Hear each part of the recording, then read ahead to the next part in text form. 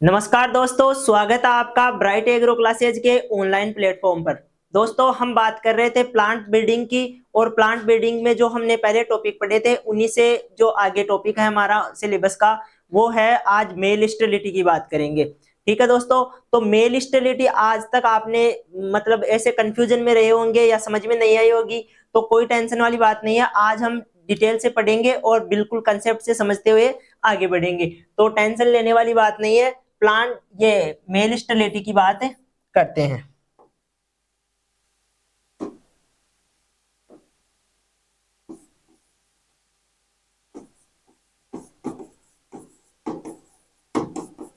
नरबंदेता, पहली बात तो भाई होती क्या है, यानी कि डेफिनेशन की बात कर लेते हैं। तो डेफिनेशन में सीधा सा ध्यान रखो भाई, जो मेल पार्ट है, जो फ्लावर में मेल पार्ट है वो तो निष्क्रिय रहेगा, यानी पोलन ग्रेन काम के नहीं रहेंगे, वो निर्जीव या निष्क्रिय रहेंगे। और जो फीमेल पार्ट है वो बिल्कुल एक्टिव रहेगा, उसमें किसी प्रकार की कोई भी दिक्कत नहीं होगी। उसी को हम क्या बोल देंगे, मेल स्टेरिलिटी बोल देंगे। सामान्य भाषा में हम ये कह सकते हैं कि भाई प्लांट में जब नर भाग, प्लांट का नर भाग यानी कि पोलन ग्रेन निष्क्रिय होते हैं तथा मादा भाग यानी कि वर्तिका एक्टिव होती है, तब उसे क्या बोल देते हैं, मेल स्टेरिलिटी बोल देते हैं। तो लिख लेते हैं भाई, जो नर भाग है, नर भाग के रूप में प्लांट में क्या होते हैं, पोलन ग्रेन यानी कि परागकण। परागकण, और परागकण कैसे हैं, निष्क्रिय है, यानी कि किसी भी काम के नहीं है। ये फर्टाइल नहीं है, इनसे प्रजनन नहीं हो सकता। ठीक है, अब बात करते हैं मादा भाग की। तो मादा भाग क्या होगा, मादा भाग नॉर्मल होगा। मादा भाग कैसा है, नॉर्मल है। जो अंडा से अंडाणु है वो सब नॉर्मल है, जैसे होने चाहिए नेचुरली वैसे है। आगे बात समझ में, इससे हम डेफिनेशन बना सकते हैं। ठीक है, अब कारण देख लेते हैं भाई, मेल स्टेरिलिटी क्यों होती है प्लांट्स में, है ना। तो क्या क्या ऐसी चीज है जिसकी वजह से मेल स्टेरिलिटी होती है। तो मेल स्टेरिलिटी को वैसे हम जो है मतलब इंसान ह्यूमंस जो है वो उसको प्रभावित नहीं करते हैं मुख्य रूप से, ये प्रकृति में खुद प्रभावित होती है। और उसका जो कारण है वो है उत्परिवर्तन। क्या होता है, उत्परिवर्तन का नाम सुना होगा, म्यूटेशन। तो म्यूटेशन क्या होता है, ये प्रकृति में अचानक होने वाला परिवर्तन है जो वंशानुगत हो जाता है। यानी कि अचानक एक पीढ़ी में कोई नया ही लक्षण दिखाई देता है और वो लक्षण अगली पीढ़ियों में दिखाई देने लग जाता है। यानी कि उसके बाद में जो जितनी भी उसकी संततियां होती है उनमें क्या होता है, ये लक्षण, कोई सा भी लक्षण दिखाई दे तो उसको हम क्या बोलते हैं, उत्परिवर्तन। तो उत्परिवर्तन की वजह से मेल स्टेरिलिटी होती है। मान लो सब कुछ नॉर्मल चल रहा होता है, लेकिन एक पीढ़ी ऐसी आ जाती है जिसमें जो मेल स्टेरिलिटी पाई गई, तो उसके बाद में अगली सभी पीढ़ियों में क्या हो जाता है, मेल स्टेरिलिटी दिखाई देने लग जाती है। तो इसके लिए क्या करते हैं भाई, वापस से उनको फर्टाइल बनाने के लिए ऐसे करते हैं कि जो आधे प्लांट है जब हम क्रॉस करवाते हैं तो आधे प्लांट नॉर्मल प्लांट लेते हैं, ताकि दोनों का क्या मेंटेन रहे मामला। जो नरबंदे पौधे हैं वो भी आधे रहे और जो सक्रिय पौधे हैं वो भी क्या हो, आधे रहे। ये वाली बात है। अब इसके बाद में हम ये कहते हैं भाई, मेल स्टेरिलिटी को हमने समझ लिया भाई ये क्या चीज है और क्यों हो रही है, ये बात तो समझ में आ गई। अब हम इसके भागों की बात करते हैं भाई, इसको कितने पार्ट्स में बांटा गया है। मेल स्टेरिलिटी का क्लासिफिकेशन की बात करते हैं। तो हम कह रहे हैं भाई, नरबंदेता की बात है, नरबंदेता की बात कर रहे हैं। और नरबंदेता में हम कह रहे हैं भाई, एक तो होती है genetic male sterility, genetic male sterility. Male sterility को एमएस से दर्शा रहा हूं मैं यहाँ पे। एक होती है साइटोप्लाज्मिक,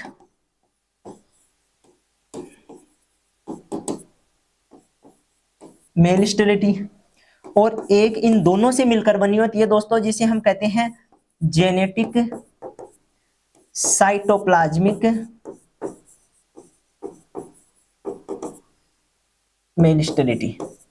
ठीक है दोस्तों, तो तीनों चीजें समझ में आ गई। अब ये किस आधार पर बांटा गया है, इनको कैसे तीनों भागों में बांटा गया है, तो इसका कारण है भाई, जो जेनेटिक मेल स्टेरिलिटी है उसमें हम कह रहे हैं भाई, कोई भी अप्रभावी जीन जो केंद्रक में है, पहली बात तो केंद्रक में उपस्थित होना चाहिए। केंद्रक में उपस्थित अप्रभावी जीन की वजह से ऐसा होता है। बात समझ में आई? यानी कि ये बात ध्यान रखनी है कि केंद्रक में उपस्थित जीन की वजह से होता है, पहली बात तो, और दूसरी बात वो जीन कैसा होता है, अप्रभावी होता है। यहां हम बात करें तो केंद्र के अतिरिक्त जो साइटोप्लाज्म होता है, हम जब कोशिका की स्ट्रक्चर बनाते हैं दोस्तों, तब हम ये कहते हैं भाई जो मध्य में है वो केंद्रक है, और केंद्र में मुख्य रूप से डीएनए आरएनए ये पाए जाते हैं। तो डीएनए जो हमारा न्यूक्लिक एसिड है, यानी कि जो सूचनाओं को आगे पहुंचाता है, वो भाग है।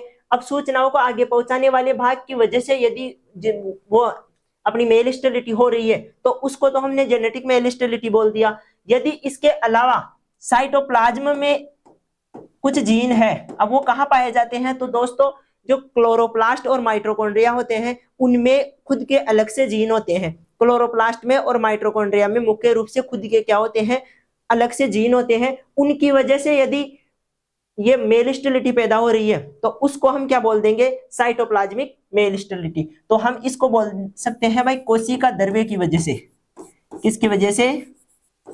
कोशिका द्रव्य की वजह से। कोशिका द्रव्य क्या है दोस्तों, वही साइटोप्लाज्म की बात हो रही है। तो साइटोप्लाज्म में मैंने बता दिया भाई, नॉर्मली हम देखते हैं जो जितने भी जीन, जितने भी क्रोमोसोम है ना, डीएनए, ये सब केंद्रक में पाया जाता है। लेकिन जब हम साइटोप्लाज्म की बात करते हैं तो कुछ मात्रा में, थोड़ी बहुत मात्रा में क्लोरोप्लास्ट में और माइटोकॉन्ड्रिया में भी क्या होते हैं दोस्तों, जीन्स होते हैं, डीएनए का कुछ भाग होता है। वही डीएनए का भाग क्या करता है, इस जो मेल स्टेरिलिटी है इसको प्रभावित करता है, जिसकी वजह से ये साइटोप्लाज्मिक मेल स्टेरिलिटी पैदा होती है।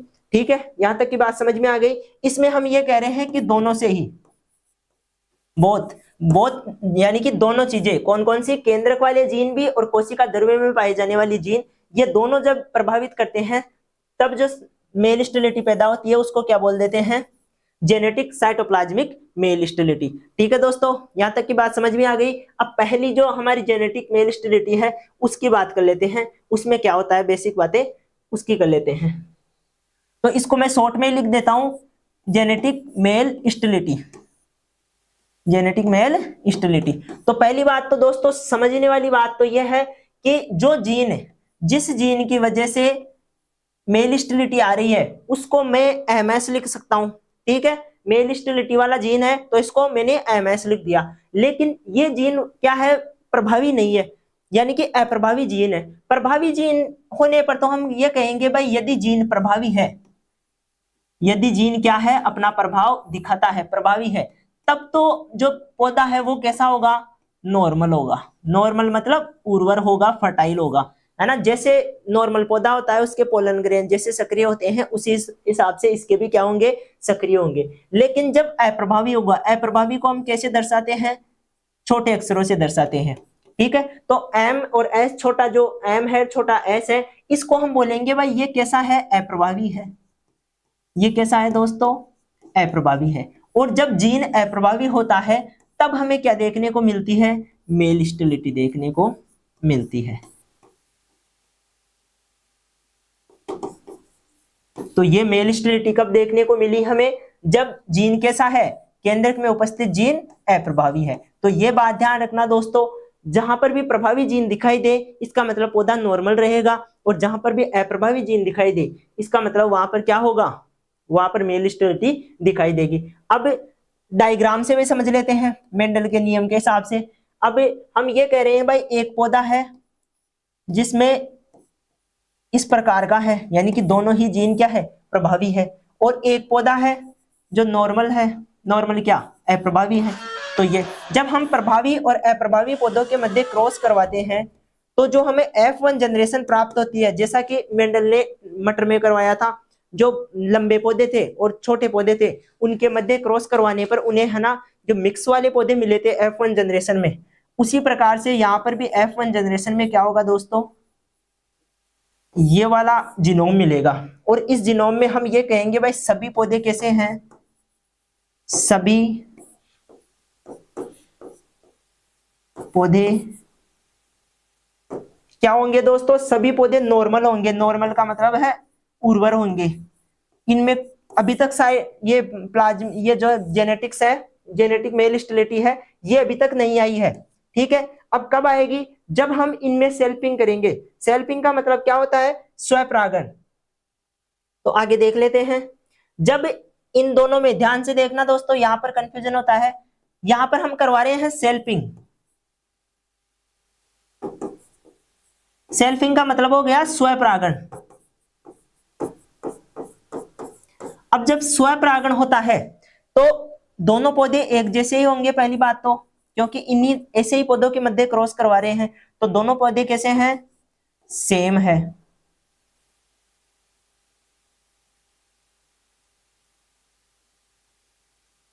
दोनों पौधे सेम है। अब इनसे जो चार्ट बनेगा उस चार्ट की बात कर लेते हैं।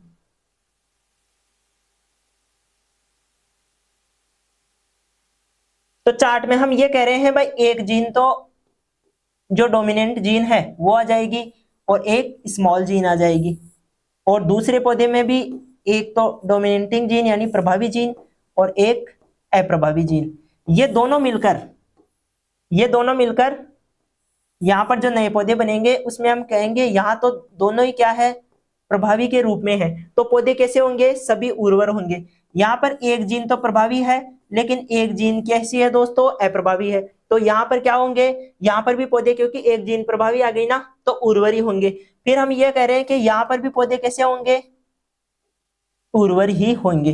लेकिन एक जो पौधा प्राप्त होगा चार में से, वो कैसा प्राप्त होगा दोस्तों, मेल स्टेरिलिटी वाला पौधा प्राप्त होगा। तो ये पौधा क्या है, इस पौधे में मेल स्टेरिलिटी पाई गई है, बाकी ये तीन पौधे हैं ये नॉर्मल है। तो इस प्रकार से मेल स्टेरिलिटी का हम चार्ट बना सकते हैं, इसको समझा सकते हैं मेंडल के हिसाब से। ठीक है, तो इसका फिर हम ये कहते हैं जो ये अपनी वाली मेल स्टेरिलिटी है जिसको हम सबसे पहले पढ़ रहे हैं, जेनेटिक मेल स्टेरिलिटी, इसका पहली बात तो भाई उपयोग कहाँ करते हैं, इसका क्या काम है, तो हाइब्रिड सीड प्रोडक्शन में। किसमें दोस्तों, हाइब्रिड सीड प्रोडक्शन में।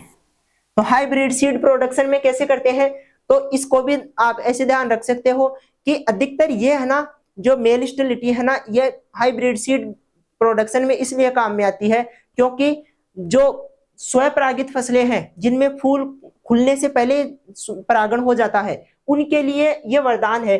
कैसे, जब मान लो कोई पौधा है जिसमें स्वपरागण हो रहा है, उसके फूल खुलने से पहले ही परागित हो रहे हैं, अंदर ही उनमें स्वपरागण हो रहा है, तो यदि उनमें जो मेल पार्ट है वो निष्क्रिय होगा तो परागण नहीं होगा, तो जो फूल पूरा खुलेगा और उस पे बाहर वाली जो पर परागण हो जाएगा, कहने का मतलब ये है। तो एक लाइन तो इसमें ये करते हैं भाई, नॉर्मल पौधों की रखते हैं, और एक लाइन किसके रखेंगे, जो अपने फर्टाइल ये मेल स्टेरिलिटी वाले पौधे हैं इनकी लाइन रखेंगे।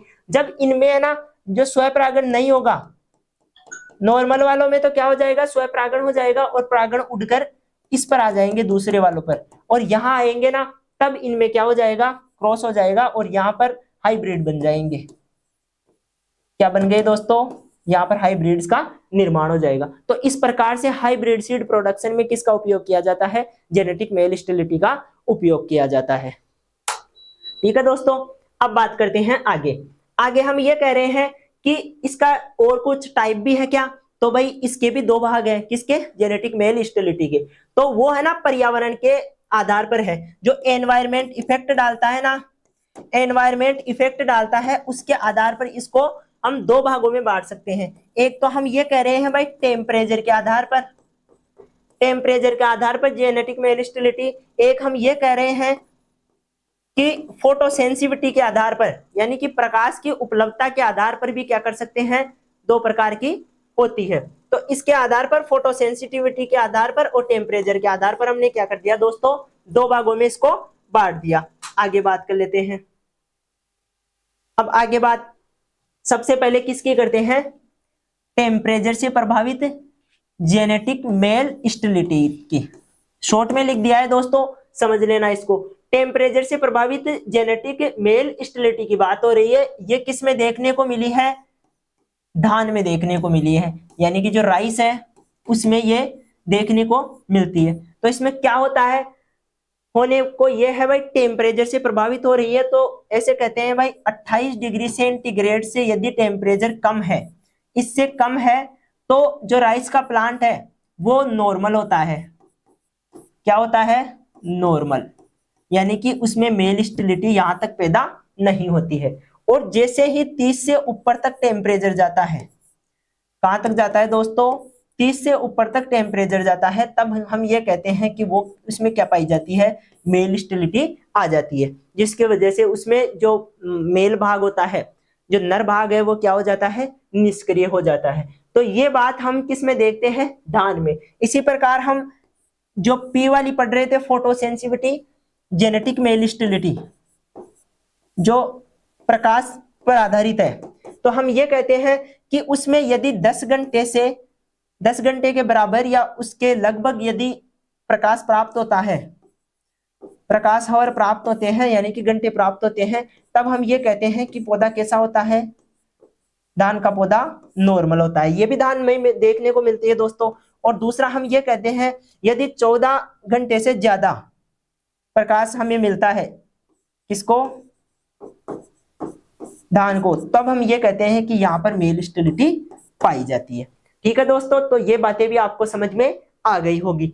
तो यहां तक की बातें करने के बाद में हम दूसरी वाली जो हमारी साइटोप्लाज्मिक मेल स्टेरिलिटी है उसकी बात करेंगे। अब साइटोप्लाज्मिक मेल स्टेरिलिटी की बात कर लेते हैं। तो साइटोप्लाज्मिक मेल स्टेरिलिटी, तो इसमें मैंने बताया था दोस्तों, ये प्रभावित किससे होगी? पहली बात तो जो साइटोप्लाज्म में जो जीन है उसकी वजह से ये पैदा होगी। तो साइटोप्लाज्म में जीन कहां से आएंगे? वो भी मैंने बताया था,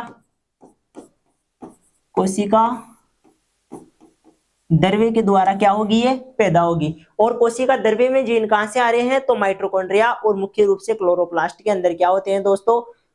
कुछ जीन्स पाए जाते हैं, जो जीन किसको कंट्रोल करते हैं? इसी साइटोप्लाज्मिक मेल स्टेरिलिटी को।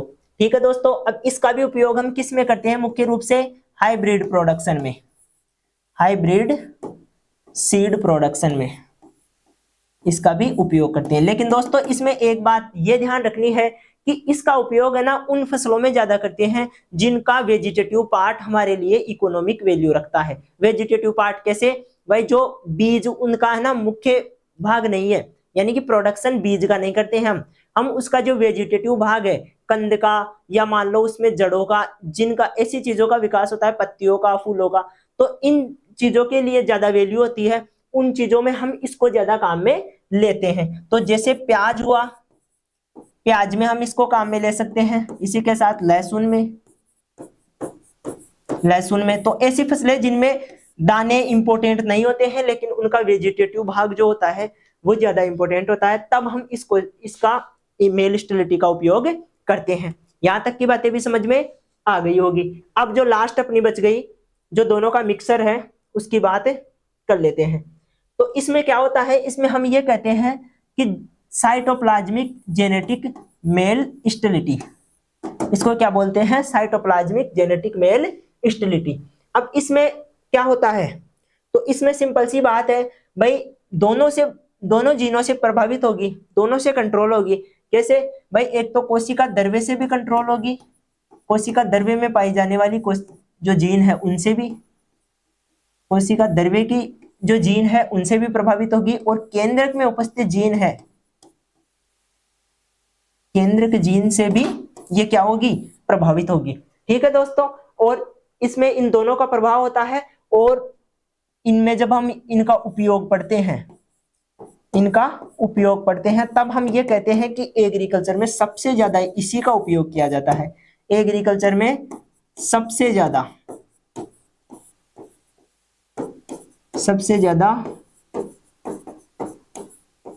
उपयोग किया जाता है। तो हमारे लिए ये क्या हो गई? ज्यादा इंपॉर्टेंट हो गई, क्योंकि क्वेश्चन बनने के चांस कहां से होते हैं? जहां से जो ज्यादा इंपॉर्टेंट है वहीं से। तो एग्रीकल्चर में उपयोग भी सबसे ज्यादा इसी का कर रहे हैं, तो क्वेश्चन भी यहां से बनने की संभावना सबसे ज्यादा होती है। ठीक है दोस्तों, तो एग्रीकल्चर में उपयोग कर रहे हैं। दूसरी बात क्या उपयोग कर रहे हैं? वही इसका भी उद्देश्य वही है, हाइब्रिड सीड प्रोडक्शन में, हाइब्रिड सीड प्रोडक्शन में। अब इसमें दोस्तों एक अलग ही कंसेप्ट है, वो अलग ही कंसेप्ट ये है कि इसमें हम लाइंस डेवलप करते हैं, लाइन कंसेप्ट डेवलप करते हैं, जिसमें ये कहते हैं कि नॉर्मल लाइन और मेल स्टेबिलिटी वाली लाइन और एक आर लाइन, है ना। मान लो नॉर्मल लाइन को हमने कह दिया ए लाइन, एक तो बनाते हैं ए लाइन, एक होती है इसमें बी लाइन, क्या हो गई बी लाइन, और तीसरी जो इंपॉर्टेंट है वो है आर लाइन, आर लाइन। अब ए लाइन का मतलब है नॉर्मल जो प्लांट है उनकी, यानी कि उर्वर पौधे, उर्वर पौधों की लाइन, ठीक है। यहां पर हम ये कहते हैं कि बंदे पौधों की लाइन, जो मेल स्टेबिलिटी वाले पौधे हैं, बंदे पौधों की लाइन। तो इसका उपयोग तो हम किस में कर रहे हैं, बी का उपयोग तो पौधों को बंदे बनाने में यानी कि हाइब्रिड में कर रहे हैं। इसका उपयोग हम ऐसे कह रहे हैं भाई, जब क्रॉस करवाना हो तो दूसरी लाइन की भी जरूरत होती है ना, इसलिए इसका उपयोग हम क्रॉस में कर रहे हैं। और जो तीसरी है इसको हम रीस्टोर लाइन भी कहते हैं इंग्लिश में, रीस्टोर लाइन। रीस्टोर का मतलब है वापस स्टोर करना, ठीक है, चीजों को वापस इकट्ठी करना। तो जब लगातार हम इन दोनों लाइंस के मध्य क्रॉस करवाते हैं तो उन पौधों में बंध्यता की संभावनाएं बढ़ जाती है, बंध्यता धीरे धीरे नेक्स्ट जनरेशन में बढ़ती जाती है। तो उस बंध्यता को मेंटेन करने के लिए किसका उपयोग करते हैं, आर लाइन का उपयोग करते हैं। तो हम कहते हैं ये कैसी है, मेंटेन करने के लिए काम में आने वाली लाइन है। तो मेंटेनेंस के रूप में ये क्या कर रही है, काम कर रही है ये वाली लाइन। तो आर लाइन काफी इंपॉर्टेंट है, ये क्या करती है, उर्वर पौधों की संख्या को मेंटेन करती है ताकि दोनों का संतुलन बना रहे। यहां तक की बातें हो गई, इसी के साथ आपका ये टॉपिक कंप्लीट हो जाता है। अब एक बार हम पीडीएफ को भी देख लेते हैं और पीडीएफ में जो बातें हैं वो भी कर लेते हैं। सीधी सी बात है भाई, परिभाषा की बात करें तो परिभाषा नॉर्मल सी बात है, जो मैंने भी बता दी भाई। जो पौधों का जो परागकण है वो तो कैसे होंगे, निर्जीव होंगे और निष्क्रिय होंगे, और जो मादा भाग है वो कैसा होगा, सजीव और सक्रिय। यानी कि मादा भाग तो नॉर्मल है, लेकिन नर भाग में दिक्कत है, और दिक्कत क्या है, वो बंदे हैं, यानी कि काम करने लायक नहीं है, ठीक है। इसके बाद में हम ये कहते हैं कि कारण क्या है, उत्परिवर्तन कारण है। उत्परिवर्तन क्या होता है, तो एक पीढ़ी से दूसरी पीढ़ी में अचानक होने वाला परिवर्तन जो वंशानुगत हो जाता है, ठीक है भाई। उत्परिवर्तन की, तो उत्परिवर्तन की वजह से मेल स्टेबिलिटी पैदा हो जाती है, जिसके बाद में वो वंशानुगत हो जाती है। प्रकारों की बात करें तो आनुवांशिक यानी कि genetic male stability, cytoplasmic male stability और साइटोप्लाज्मिक जेनेटिक मेल स्टेबिलिटी, ये तीन प्रकार की होती है। तीनों की बात कर ली, अब एक एक को पढ़ लेंगे। आनुवांशिक नरबंध्यता की बात सबसे पहले करेंगे, आनुवांशिक नरबंध्यता की बात सबसे पहले करेंगे। इसमें हम ये कहेंगे कि आनुवांशिक नरबंध्यता पहली बात तो किसकी वजह से उपस्थित हो रही है, तो ये ध्यान रखना दोस्तों, प्रभावी जीन नहीं होता है, वो अप्रभावी जीन होता है। कौन सा जीन, जो केंद्रक में पाया जाता है, और अप्रभावी जीन होता है, वो प्रभावी नहीं होता है, ठीक है। तो ये बात आपको अच्छे से ध्यान रखनी है, कंफ्यूज करने के लिए ये प्रभावी अप्रभावी में हम कंफ्यूज हो जाते हैं, तो ध्यान रखना अप्रभावी जीन की वजह से क्या होता है, नरबंध्यता होती है, जेनेटिक नरबंध्यता। अब उसके बाद में हम कहते हैं एमएस जीन।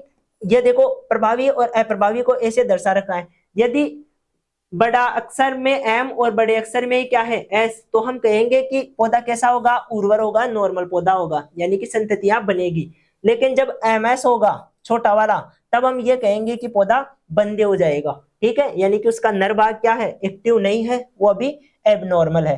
तो इस कंडीशन में भी पौधा उर्वर होगा, इस कंडीशन में भी पौधा उर्वर होगा। लेकिन ये वाली जब कंडीशन आएगी जिसमें दोनों जो है जीन क्या है, अप्रभावी है, तब हम ये कहेंगे जीन के दोनों एलील है वो क्या है, अप्रभावी है, तब हम ये कहेंगे कि पौधा कैसा हो गया है, बंदे हो गया है, ठीक है।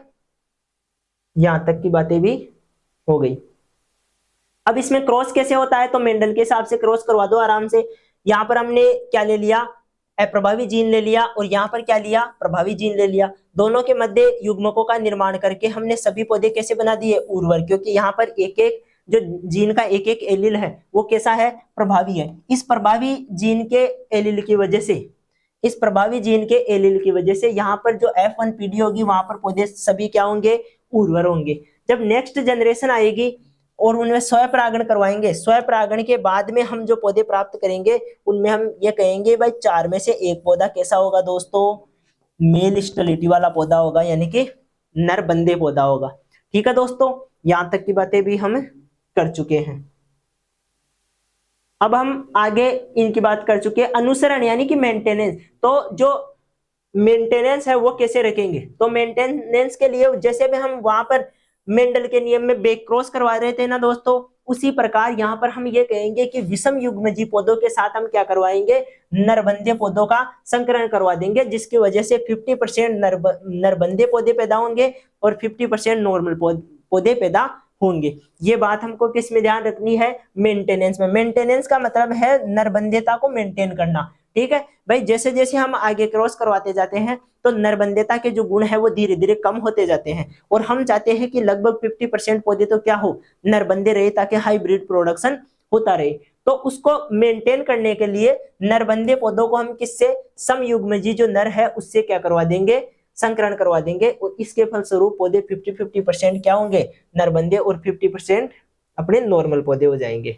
ठीक है दोस्तों, तो ये मेंटेनेंस वाला भी आपको ध्यान रखना है। मेंटेनेंस को ये बता दिया भाई, जो नरबंदे हैं वो कैसा है, जो अप्रभावी नर के साथ, अप्रभावी नरबंदे पौधों के साथ क्या हो रहा है, जो नॉर्मल उर्वर पौधे हैं जिनमें एक जीन प्रभावी और एक अप्रभावी है, उनसे क्रॉस करवा रहे हैं, तो 50-50% हमें क्या प्राप्त हो रहे हैं, F1PD में दोनों लक्षण 50-50% प्राप्त हो रहे हैं, और यही हम चाहते हैं ताकि हाइब्रिड प्रोडक्शन होता रहे। फिर हम ये करें भाई, उपयोग किस में करते हैं, तो उपयोग के लिए सीधी सी बात है भाई, हम संकर बीज उत्पादन में इसका उपयोग करते हैं मुख्य रूप से तो, और अरंडी और अरहर क्या है इसके एग्जाम्पल है। इसी के साथ हम ये कह रहे थे भाई, पर्यावरण से भी प्रभावित होती है, तो पर्यावरण के प्रभाव पर भी हमने दो भागों में बांटा था। पहला हमने कहा था भाई टेम्परेचर के आधार पर, और इस जो टेम्परेचर है वो मुख्य रूप से धान में देखा गया है। धान में 28 डिग्री से कम तापमान पर पौधे कैसे हो जाएंगे, नर उर्वर रहेंगे, और यदि 30 डिग्री से ज्यादा टेम्परेचर जा रहा है तो पौधे कैसे हो जाएंगे,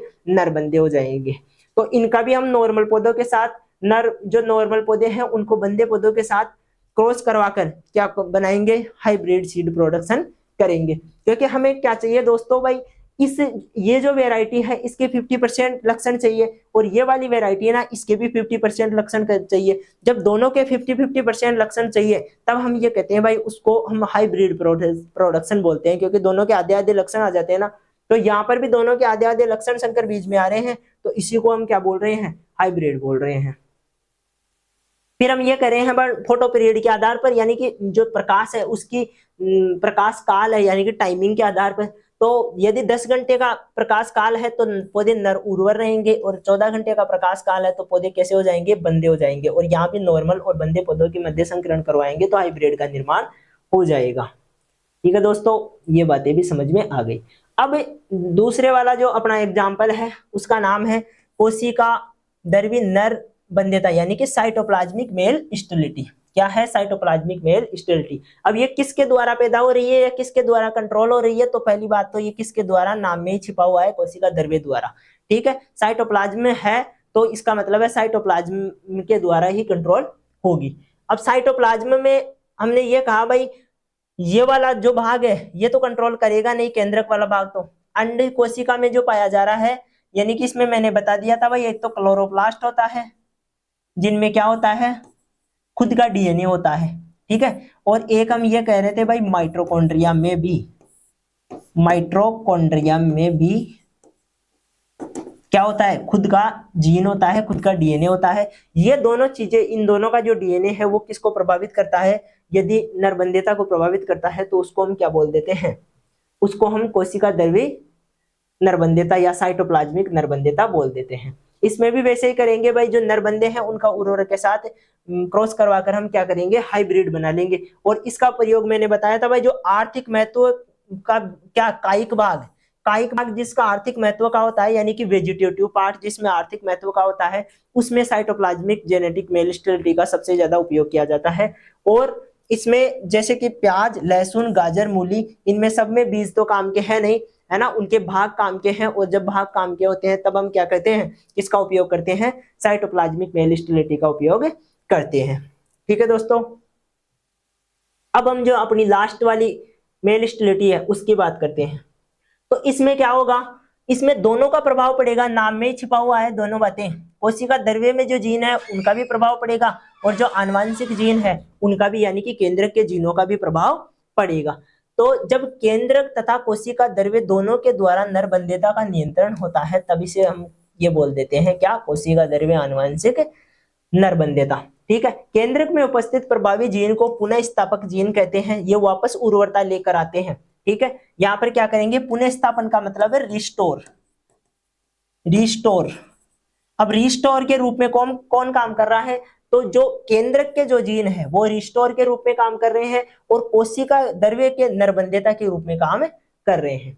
ठीक है, आर से प्रदर्शित करते हैं, रिस्टोर जीन है उनको किससे प्रदर्शित कर रहे हैं, आर से प्रदर्शित कर रहे हैं, और निष्क्रिय जीन को हम छोटे आर से प्रदर्शित करते हैं। तो ठीक है, यहाँ तक कि जो बड़ा आर है उसको हम नर उर्वर के लिए, और जो छोटा आर है उसको निष्क्रियता के लिए या नरबंधेता के लिए, क्योंकि ये बात तो मैंने पहले भी बताई थी दोस्तों कि आर आर इसका मतलब है भाई रिस्टोरर जीन तो है, लेकिन वो कैसी है, प्रभावी है। तो प्रभावी होगी तो इसका मतलब ये उर्वर पौधे होंगे। ठीक हो, अब जब छोटे ये होंगे इसका मतलब है अप्रभावी है, और अप्रभावी है तो ये क्या होंगे, नॉर्मल पौधे नहीं होंगे, मेल स्टेबिलिटी वाले पौधे होंगे, यानी कि नरबंधे पौधे होंगे।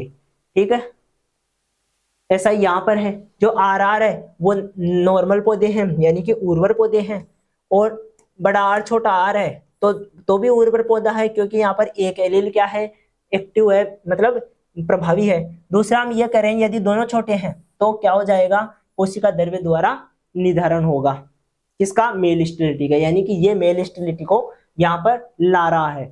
इसका उपयोग किस में करते हैं, तो मैं कह रहा हूं ना, एग्रीकल्चर में इसका उपयोग सर्वाधिक किया जाता है। सर्वाधिक उपयोग किसका किया जा रहा है, इसका CGMS का। ठीक है, इसमें संकर बीज उत्पादन के लिए 3 लाइन सिस्टम डेवलप किया गया है, 3 लाइन सिस्टम। ये काफी इंपॉर्टेंट है दोस्तों, यहां से क्वेश्चन भी आते हैं।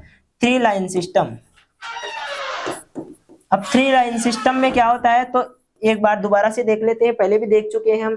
3 लाइन सिस्टम में ये सिस्टम है कि एक लाइन जो ए लाइन ली जाती है वो नरबंधे वंश क्रम की होती है, यानी कि इसमें क्या पाई जाएगी, मेल स्टेबिलिटी इनमें पाई जाएगी, ये मादा जनक के रूप में, क्योंकि मेल पार्ट तो निष्क्रिय हो चुका है, तो अब इसमें फीमेल पार्ट ही एक्टिव है, यानी कि वर्तिका ही एक्टिव है। तो ये वर्तिका एक्टिव है, तो इसी को हम किसके रूप में काम में ले रहे हैं, मादा जनक के रूप में काम ले रहे हैं। ठीक है, अब हम ये कह रहे हैं बी लाइन नर उर्वर वंश है, यानी कि इसको नरजनक के रूप में, यानी कि इसके पोलन ग्रेन काम में आएंगे। ठीक है, अब ये आर लाइन क्या है, तीसरी, तो इसको है ना इसके लिए रखते हैं भाई नर उर्वर वंश क्रम के रूप में, यानी कि पुनः स्थापन के रूप में। ये नर उर्वर ही होता है, नॉर्मली होता है इस जैसा बीज जैसा ही, लेकिन इसका उपयोग हम किस में करते हैं, पुनः स्थापन लाइन के रूप में, नर उर्वरता को स्थापित करने के लिए। जब लगातार हम ये दोनों क्रॉस करवाते जाते हैं तो ऐसा होता है कि ये नरबंधे पौधे क्या हो जाते हैं, संख्या में ज्यादा हो जाते हैं, जिसकी वजह से क्या होता है दोस्तों, जिसकी वजह से नरबंधेता पौधों में ज्यादा दिखाई देती है। हम चाहते हैं भाई दोनों चीजें 50-50% हो, आधे पौधे नरबंधे हो और आधे पौधे कैसे हो, नॉर्मल पौधे हो। तो उसको वापस नॉर्मल पौधे बनाने के लिए हम क्या करेंगे, आर लाइन का उपयोग करेंगे, जैसा कि यहाँ डायग्राम में भी दिखाया गया है। पहले हम ये कह रहे हैं भाई ए लाइन और बी लाइन, ए लाइन और बी लाइन यानी कि नरबंधे लाइन और उर्वर लाइन के मध्य क्रॉस करवाकर हम ए लाइन प्राप्त कर लेंगे। ए लाइन कैसे प्राप्त होगी, वैसे ही प्राप्त होगी जैसे कि मान लो भाई आर और आर के मध्य क्रॉस करवाया, आर और आर, तो इस प्रकार के पौधे प्राप्त होंगे। तो ये क्या है, नॉर्मल पौधे ही हैं। ठीक है, क्योंकि इनमें एक बड़ा आर है, तो यहाँ पर भी नॉर्मल पौधे होंगे, क्योंकि यहाँ पर एक एलील क्या होगा, प्रभावी होगा। जब इनके मध्य वापस से क्रॉस करवाएंगे तब हम ये कहेंगे कि यहाँ पर सीड, संकर सीड यानी कि हाइब्रिड सीड का प्रोडक्शन होगा, और F1 पीढ़ी कैसी होगी, नर उर्वर पीढ़ी होगी। तो यहां तक आपका कंप्लीट हो जाता है पूरा, ये PDF है, इसको ध्यान से पढ़ लेना। ठीक है, तीनों प्रकार है और इनमें सभी चीजें जो बेसिक चीजें हैं बताने वाली वो सारी बताती गई है और अच्छे से समझा दी गई है। थैंक यू दोस्तों।